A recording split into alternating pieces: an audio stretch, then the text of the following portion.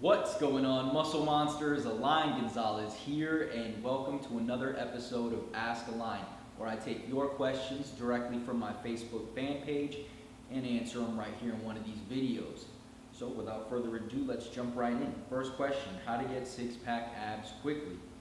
All right, you can get six-pack abs quickly if you're willing to starve yourself, do tons of physical activity,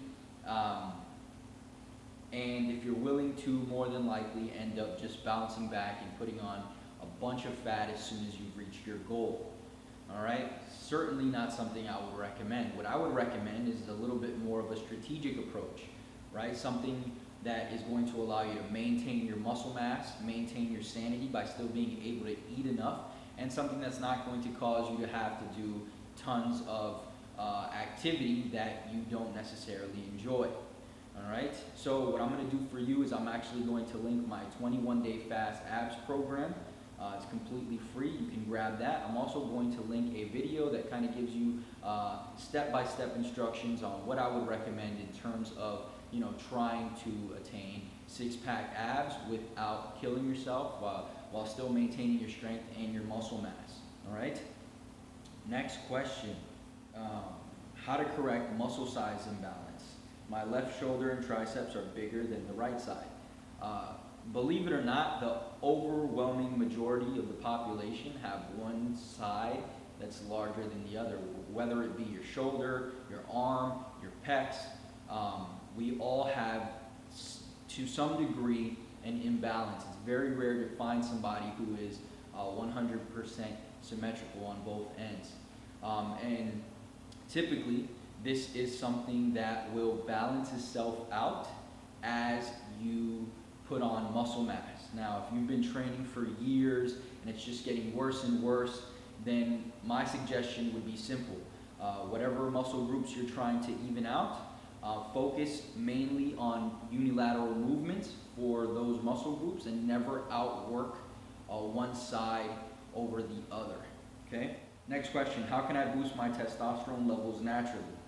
All right, a lot of talk about certain exercises or certain foods you can eat to increase your testosterone. And though these things will increase your testosterone for a certain amount of time, what you have to understand is that the normal range is the normal range. So if you're in the normal range and you increase your testosterone, you're never going to be able to increase it to a point where it's above the normal range, right? Otherwise, we wouldn't need steroids or anything like that, right? So when you're talking about increasing testosterone through training or through nutrition, this is mainly beneficial for people who are on the low end or who are suffering from low testosterone. If those people who have low testosterone can increase their testosterone into the normal range, then there will be a physiological difference in terms of how fast they can burn fat, build muscle, etc. All right? So what I'm going to do for you, if you are suffering from low testosterone or if you think you are, I'm going to link an article below that talks about certain things that you can do in your training, maybe in your nutrition, to help get you into that normal range without taking any drugs. All right, I'm a skinny guy and I have small wrists. How do I train to make my bone thicker? I guess you want to increase bone density, and this is going to happen from higher intensity training, right? So as long as you're training 65% or higher, you will be increasing your bone density through your training. There's another question, weight over form or form over weight for building lean muscle. This is like asking what's more important, diet or training, right? You have to have both. If your diet is 100% in order, but you're not progressing in your training, then you can't build muscle. And if your training is in order and you're progressing, but you aren't getting the right nutrients, then you also won't be able to build muscle, at least maximally, right? So you need both to be in order. Same thing goes for form and weight. We always want to keep good form, but we also want to make sure that we're training at a high enough intensity and always progressing. Okay?